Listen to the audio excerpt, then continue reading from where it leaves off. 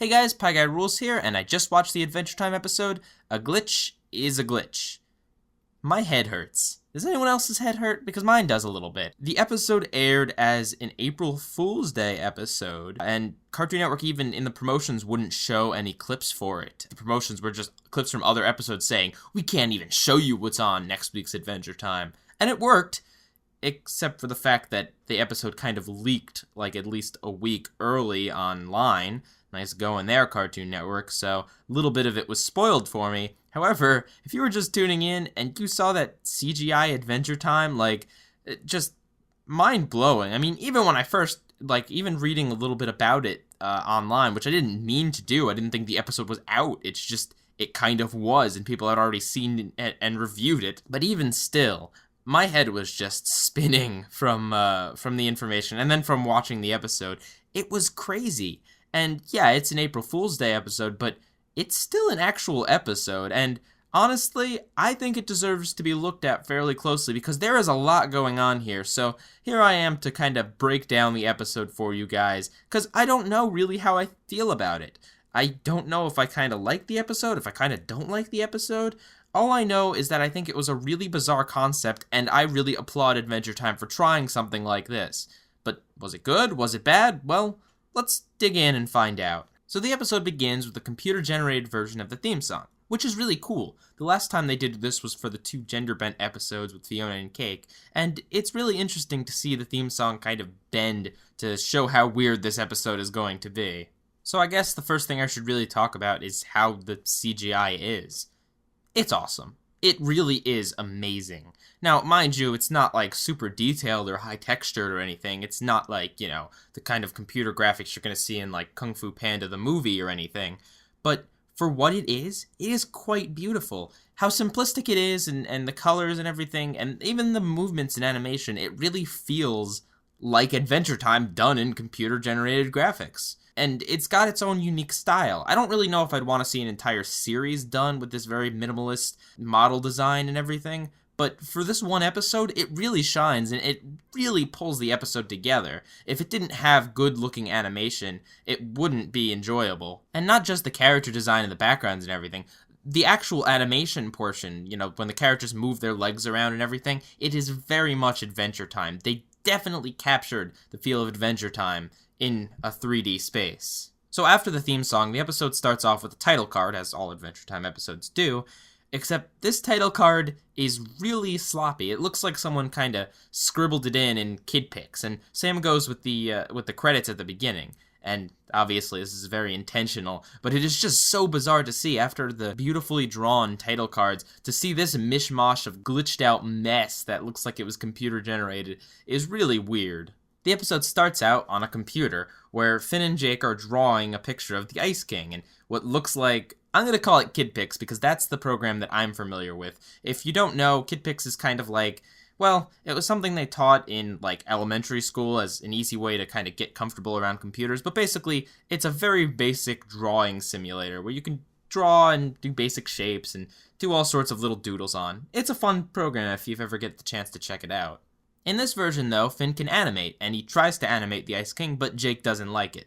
Finn then says that animation's hard, and whoever does it must be a big loser. And then he punches himself in the chest, and he asks himself why he did that. Yeah, that's the second strange thing about this episode, behind the different CGI style, is the fact that they make some meta jokes here. A cinder block gets thrown through Finn and Jake's window, containing a floppy disk that looks like it was sent by the Ice King. So of course they plug it into their computer, and it's a video of a girl eating her own hair and gagging on it. I think this might be a reference to several dirty videos on the internet, like 2 Girls, 1 Cup, but I'm not sure. I mean, maybe this is an actual reference to an actual video. As it turns out, it is an actual reference to an actual animated video made by the guy who wrote, directed, and animated the episode, David O'Reilly. Well, after watching the disgusting video of a girl eating her own hair, Finn and Jake start flipping out, and if you don't believe me and that the animation is beautiful and that it totally captures Adventure Time, just look at Finn and Jake's reactions to this video. They are amazing. Uh-oh. The Ice King's floppy disk contained a virus that starts spreading into the real world, and stuff starts getting deleted and all sorts of weird glitches start happening.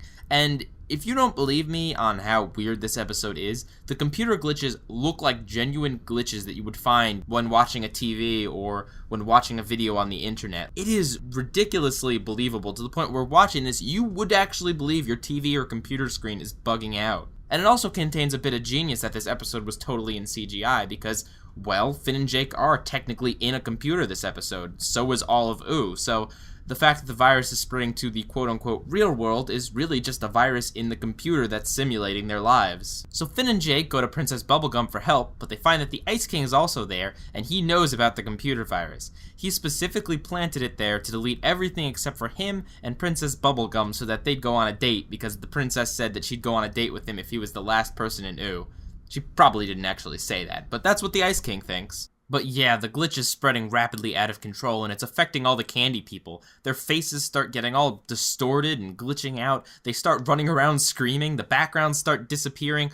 All sorts of really weird glitches start happening. Jake falls asleep and gets the idea that Finn should just go up and talk to the glitch, because why not, right? So Finn and Jake start bunching up the glitches and make it form a face. The face starts talking to them, but it's in gibberish, except for the subtitles, which appear to Finn and Jake backwards. Finn and Jake decide to dive right into the big clump of glitch lying in the corner, and when they do, I can't even begin to describe this, guys. Think some kind of screensaver mixed with any sort of acid sequence you've seen in any kind of computer animation, weird colors, weird computery sounds, just weirdness happens until Finn and Jake are finally materialized in this weird computery world.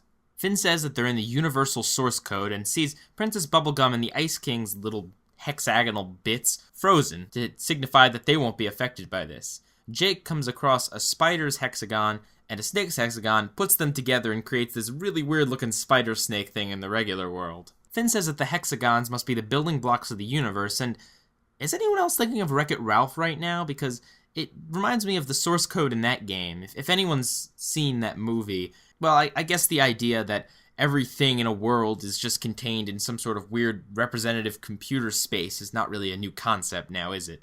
But needless to say, it is very weird. Jake spots the monster that is the glitch, and oh my god, that thing is designed awesomely. It's just a bunch of, all these weird pixels and mishmash of colors that constantly change. His angry eyebrows are two mouse pointers. Mac mouse pointers, by the way.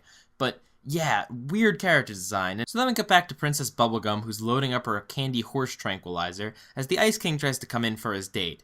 She shoots him multiple times, but that doesn't really have an effect, and he's like, but come on, you promised. If I was the last person on Ooh, you'd go on a date with me. And she's like, even if I said that, I would still be here, so technically you wouldn't be the last person. And then she starts making out with her hand. Really making out with her hand, and making very suggestive noises. When the Adventure Time cast are given their scripts, they're often not really given much of a context for what's actually going on in the episode. I really wonder what they told the actress who played Bubblegum. Okay, so you're gonna make out with your hand right now. Make sounds as if you're making out with your hand. And it's just the weirdest thing, because not only is she making out with her hand, the Ice King's watching and he's like, he's as if he's watching something really creepy, and I gotta say, it is really creepy. Bubblegum in her hand. It's apparently a shipping thing now. So we're back to Finn and Jake in the weird source code world, and Jake's arm is glitched off. Jake has a montage memory of the good times that he's had with his arm, which include using it as a kite, and then he's like, we have to avenge Righty. And then Finn's like, yeah. And then he almost says Adventure Time. He's like, Adventure Time! And then he gets cut off. Which I only point out because apparently he hasn't said Adventure Time since Season 1. Weird, right? You'd think it'd be more than that. Well, it gets cut off because he starts to glitch out. And then we go back to Bubblegum and Ice King. Ice King's making a bunch of ice statues. Bubblegum's still making out with her hand. The Ice King's like, hey lady, I want some attention. And Bubblegum goes over to him, gets down on her knees in front of his, crotch, starts to pull up his cloak, and then ties it over his head, pushes him to the ground, and kicks him in the face. Whew, thought that was going to a creepy territory for a minute. And the entire time, Ice King's like, are you praying to me? 'Cause I'm into this. This episode is weird, man, and not just for the glitches. So Princess Bubblegum's kicking him in the face, demanding to know where the antivirus is, but Whoops, the Ice King didn't make one, so everything's gonna be deleted. We cut back to Finn, who's now just a head holding a sword, riding on top of Jake's limbless body. Finn comes up with a plan to destroy the glitch, and then we get a title card that says, 1 second later. The joke being that the 1 second later title card lasts for nearly 20 seconds. It's also, like, super stylized, and it looks all shiny and nice compared to the KidPix-esque drawings of the rest of the title cards in the episode. Then we get an awesome action scene where Jake morphs into a giant hand who holds Finn's head, who's holding the sword, and they slice up the virus. But unfortunately, it does nothing. Finn and Jake are just reduced to heads, and they try to come up with an idea. Nothing comes to them until, the girl eating her hair glitches onto the screen for a split second, until they get the idea that if they show the glitch that video, the glitch will probably throw up all of its contents and make the world go back to normal. But since they can't show the video, Finn and Jake both start eating Finn's hair. Luckily though, it's all pixelated and glitched out and we can't really see it. The glitch does throw up all of its contents, which are really cool rainbow looking hexagons. And then really weird stuff happens, man. The glitch gets thrown out of what looks like some kind of rainbow intestines into all these random numbers. Then there's this weird looking panda with one eye, and then there's like a triangle with a butt in it, and a face, and a guy, and just all sorts of random stuff happens. Then we get a buffering icon, which turns rainbow and then loads back up with all its creatures and inhabitants intact, including Finn and Jake still eating Finn's hair. Ugh, gross, man. Finn and Jake find Princess Bubblegum in the Ice King's lair, smashing up his computer to make sure this never happens again. Princess Bubblegum thanks them for saving the day, and then Princess Bubblegum's hand, which now has eyes, starts talking to Jake's arm, which has a face, and they start flirting, and Jake's hand asks Princess Bubblegum's hand if she's been playing tongue hockey with someone else, and Finn interrupts and asks where the Ice King is, saying that he wants to kick him in the boing loings, which is a nice callback, by the way. We cut back to Ice King, who was trapped halfway materialized into a house, and the weird spider-snake hybrid, it's actually a spider with snakes for arms, jumps on top of his face and starts just doing whatever. Then we get the credits, which is a little bit of a making of, in that it's pretty much scenes from the episode, but like partially made, partially rendered, which totally adds to the surrealness, and a really weird song plays. Oh, also, the snail appears in the hexagon in the credits at the very end. And that was the Adventure Time episode, A Glitch is a Glitch. What did I think? Honestly, this episode was really cool. I mean, I've gushed about it before, but the animation and the graphics are beautiful. They capture Adventure Time perfectly, and they are fun and interesting to look at. This is the kind of computer graphics that I would prefer. Again, I don't know if I'd want to see it for a full series, but I really like this style. My only complaint with it is the fact that their whites seemed a little bit too white, like Finn's hat was a little bit on the blinding side, and it blended in with the clouds in one scene. But I guess that could have also just been my TV.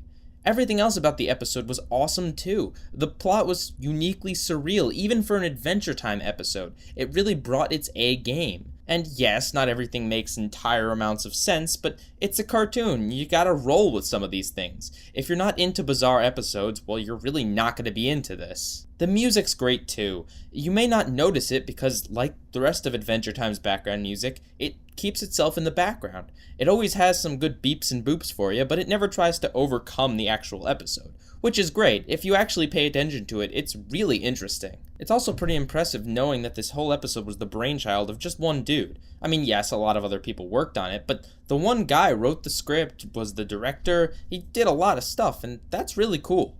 Overall, it'll probably go down as one of my favorite Adventure Time episodes. Yes, it's got a lot of really weird things about it, but honestly, that's what makes it so enjoyable. Not just the glitches, the fact that there's a scene of Bubblegum making out with her hand. Like, what is up with that? I can't figure it out. I don't think it makes any kind of sense whatsoever, but who cares? It's interesting, weird, and funny. And you gotta give it up to Cartoon Network for allowing Adventure Time to pull these kind of stunts. Cartoon Network could have babied out and just said, you know, this is a little bit too weird for our network, we don't want to do this. That's honestly what Nickelodeon would have done. But no, Cartoon Network's given Adventure Time the space it needs to grow and develop its own style. It's episodes like this is why I really love Adventure Time and why I really think it is one of the, if not the best cartoons of all time. Well, I hope this review cleared a few things up for you, and if not, I hope you enjoyed it at the very least. Pie Guy Rules, out. Hey guys, don't forget to subscribe if you liked me, like this video if you, like this video, and comment if you have an opinion on anything that I just said. Oh, and I also have a Twitter. Follow me at PieGuyRules. I usually respond to any comments or questions that I get. PieGuyRules, out.